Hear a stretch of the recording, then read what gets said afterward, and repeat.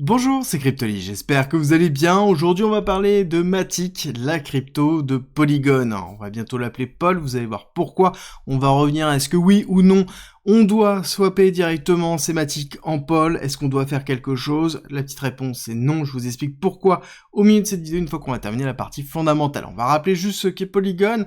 Polygon, c'est une blockchain qui existe déjà depuis très longtemps, qui gravite toujours depuis Ethereum, autour d'Ethereum, et qui a switché déjà de fusil d'épaule plusieurs fois, et passé d'un plasma à une sidechain, puis venir à une forme de layer 2, voire même à un ZK Proof. L'idée, c'est en effet d'avoir une solution de scalabilité pour Ethereum, et c'est la force de Matic, c'est qu'ils sont capables de pouvoir graviter autour des différentes technologies, et notamment le plus gros coup qu'ils ont effectué, c'était en 2021, dans lequel ils ont acheté plusieurs sociétés spécialisées en Zero Knowledge Proof, qui est la technologie qui permet de pouvoir offrir la meilleure scalabilité en termes de Layer 2, et ils ont sorti notamment leur nouvelle version, qui est le ZK EVM, le premier ZK EVM, qui est un bloc technologique très très important. Globalement, ça a été un gros coup marketing, et ils ont été le premier à mettre à disposition la technologie permettant de pouvoir avoir une Layer 2 ZK EVM compatible sur Ethereum. Et ça, c'est quelque chose qui a été très très fort, et depuis, ils s'efforcent à continuer à inventer, à améliorer ce qu'ils sont en train de faire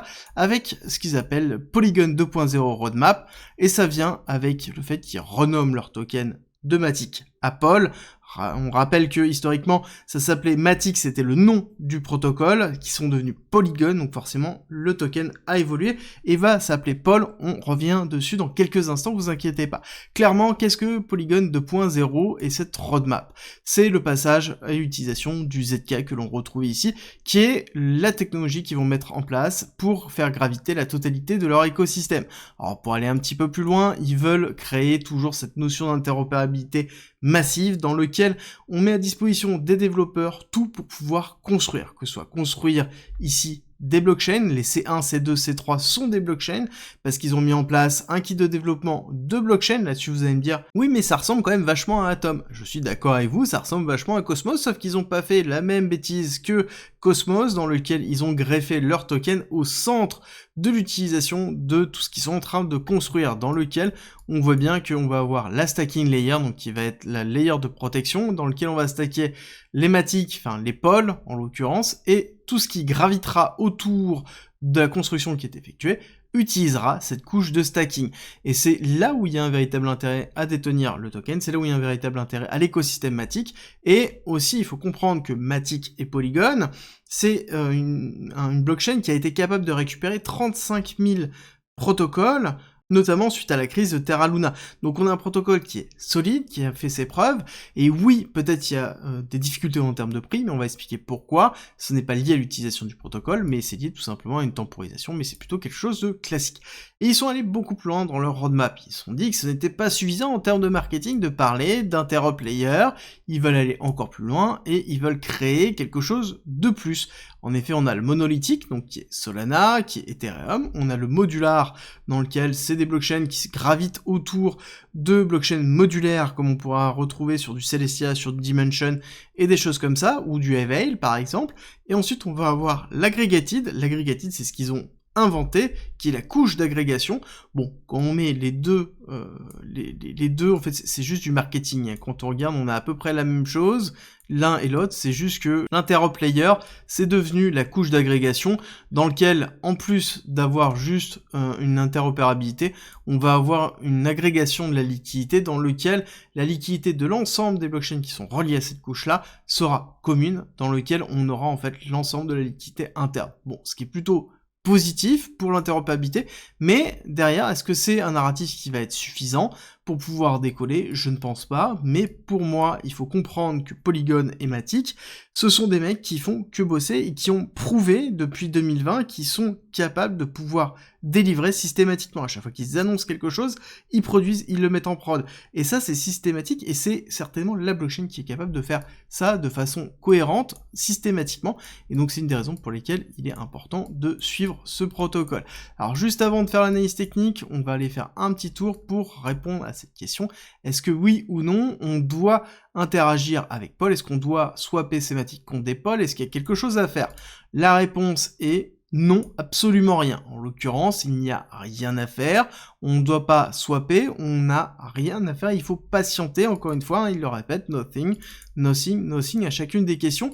Oui, ici, nous avons le contrat qui est disponible, mais ce n'est pas parce qu'il y a un contrat qu'on peut échanger, ou qu'on peut interagir avec, ou qu'il y a un intérêt à le faire, d'accord? Faites bien attention à tout ce qui est scam, et si vous êtes sur un exchange, vous inquiétez pas, l'exchange s'occupera certainement de tout de ce côté-là. Et dans tous les cas, je couvrirai toutes ces informations sur la chaîne, encore une fois. Donc, ne soyez pas précipités, prenez votre temps, il n'y a aucun risque de ce côté-là, donc on prend énormément de recul. Alors, pour l'analyse technique, on a eu une phase d'accumulation qui est plutôt classique, ensuite on a eu une phase d'accélération haussière. Cette phase d'accélération haussière a laissé place à une grande vague 1 héliotiste, grande vague 2 de retracement, et dans cette grande vague 2 de retracement, on voit qu'on a une très belle accumulation de week-off, accumulation de week-off avec un plus bas qui a été laissé ici sur le selling climax, automatic rally, secondary test, donc on est dans quelque chose dans lequel on a mis en place un range d'accumulation, et dans ce range d'accumulation, quand on regarde ici le retest qui a été effectué, ce qui est plutôt propre, hein, dans lequel on a bien fait un beau breakout, on a fait un premier retest, deuxième accélération, et là, un gros retest. Le souci, c'est qu'on se retrouve ici sur une inversion de tendance court terme. Bien évidemment, quand on regarde tout simplement la rupture qu'on a effectuée de cette zone-là, le fait d'être allé chercher ce retest ici, il est fort probable d'avoir un retest un petit peu plus bas, voire même un petit peu plus bas.